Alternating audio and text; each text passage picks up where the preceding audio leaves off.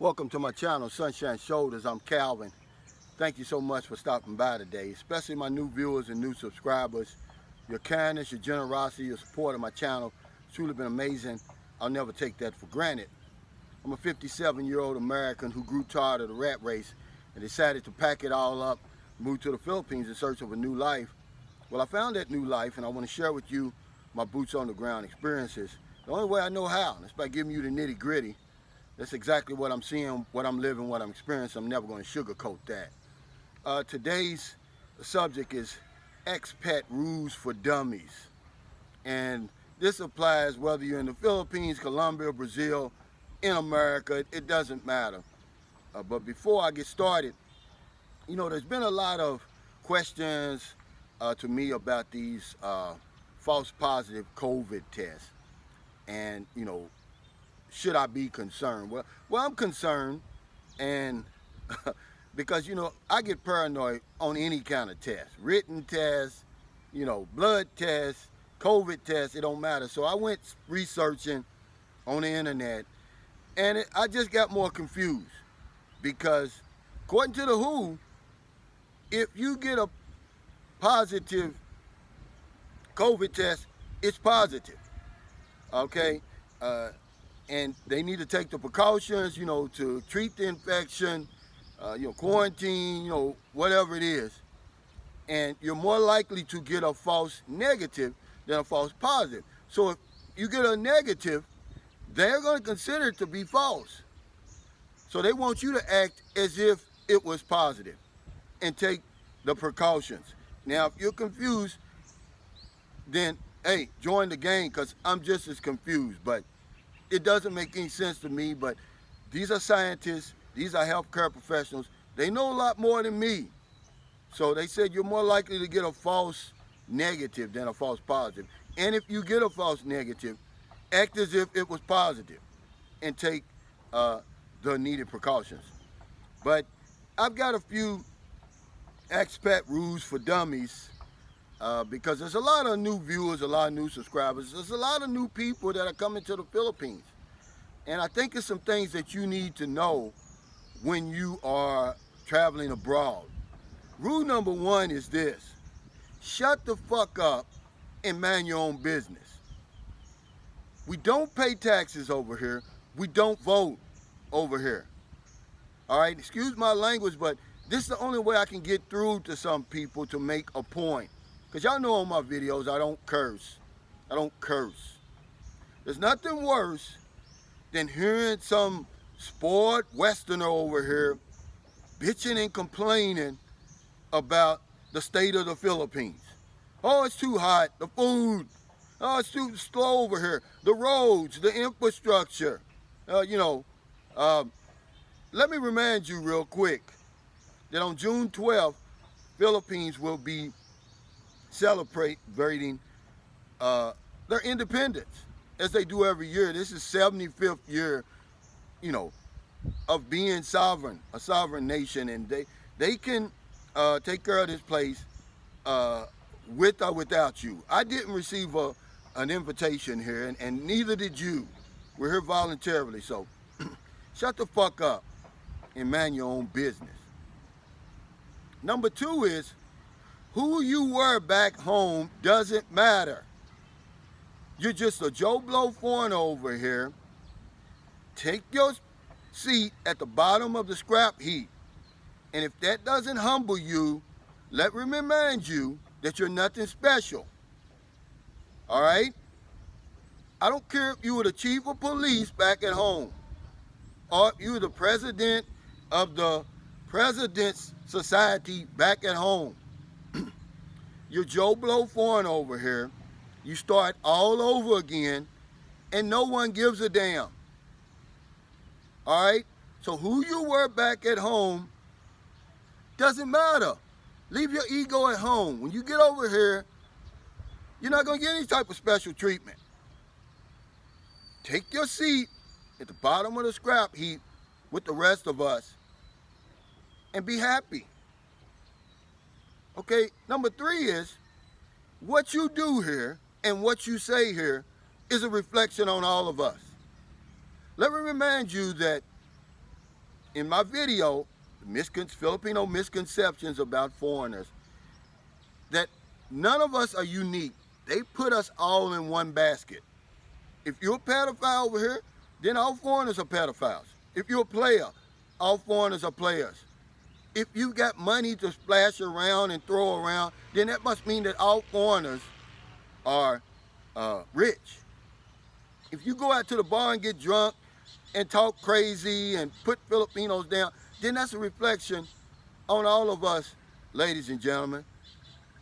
Okay? Because this is a no-win situation for us. If you're good over here, if you're a good foreigner over here, so what? You're supposed to be. But if you're not, if you say something, if you do something that's negative, see, I told you how them foreigners are. That's how they act. That's who they are. So what you say and what you do over here is a reflection on all of us. And if you got any concerns or any problems about that, go to rule number 1, shut the fuck up. Number 4, look both ways before you cross the street over here or when you're abroad. Well, what does that mean, Calvin? Literally? Well, in the Philippines, it can't be literally. Okay, because the roads are very dangerous over here. But in this instant, let's look at it figuratively. Figuratively. Sorry, my language. This means your business dealings, your dealings with people. When you hire somebody to do work, when you buy goods or services, vet, and vet again. Do your research, because over here, you don't have a shot in hell. If something goes wrong, so what? Your money's gone. There's no recourse. Look both ways before you cross the street, before you enter any agreement over here. I'm scared to death with this upcoming construction of this little modest house we decided to build over here. I'm proud, I'm happy, but I'm scared, I'm afraid, because I know I'm going to get cheated. It's just, to what extent is this guy going to cheat us?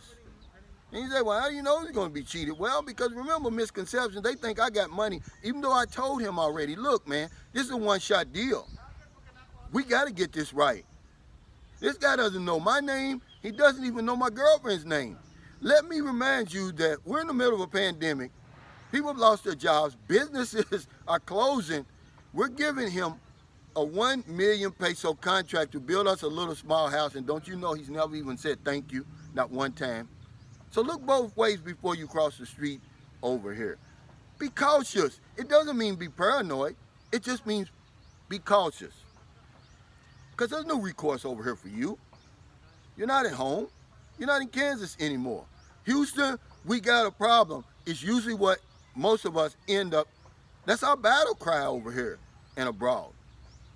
So those is the expat rules for dummies. It's a lot more, man, but I don't want to bore you. But number 1, shut the fuck up and mind your own business. Don't complain over here. You didn't get an invitation to come over here. You're over here voluntarily. You don't vote.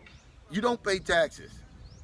Number 2 is, who you were back at home doesn't matter over here. Leave your ego, check your ego at the airport before you get on the plane to come over here. When you get off that plane, take your seat at the bottom of the scrap heap with the rest of us. And if that doesn't keep you humble, then guess what? You're nothing special over here.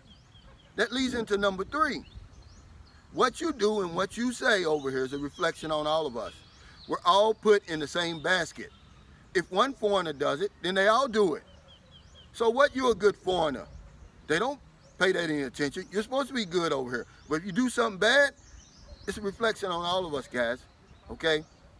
And last and certainly not least, look both ways before you cross the street over here. Before you enter into any agreements, before you hire any workers, before you buy any goods and services. Vet, and vet again, because there's no recourse. Houston, we've got a problem. It's our battle cry over here, guys. So thank you so much for stopping by today. I really appreciate it. I've got a lot of new viewers, a lot of new subscribers. I just want to let you know, man, you're no longer in Kansas when you get over here. It's just a friendly reminder. You come over here and you follow those rules, you're going to have the time of your life like me. You're going to have about as good a time as you can possibly have. So if you're in America, it's getting late. Before you let your head hit the pillow, please find somebody to help. But if you're on one of them late grocery runs, beer runs, weed runs, you're just getting off second shift, or you're on your lunch break and you see somebody out in the street, buy them something to eat, buy them something to drink, give them a couple of dollars. Here in the Philippines, I guess it's not even 8 o'clock yet. I mean, it's beautiful. Look, I'm at my favorite place again. I've made one round. I got 2 more rounds if my wife's bike is going to allow me. Because remember, my bike has already, it was so hot Monday that it melted my tires. I went up there and tried to get her, and no, I'm gonna have to replace the inner tubes in the front and the back. And for anybody that keeps saying, oh, the weather over there is no different than it is in Southwest America, well, you've got a lot to learn about the weather over here. There's millions and millions of people in the Philippines who need our help. There's no excuse why you shouldn't go out today if you're in the Philippines and you can afford to do it. And intentionally find somebody to help. Remember my electronic community pantry? The only one in the Philippines is helping people tremendously. It's a runaway success. Why? Because people need our help. Because if I don't know anything else, I know this one thing for sure. When we help other people, we help ourselves. Take care, stay safe, stay COVID free. I'll see you next time.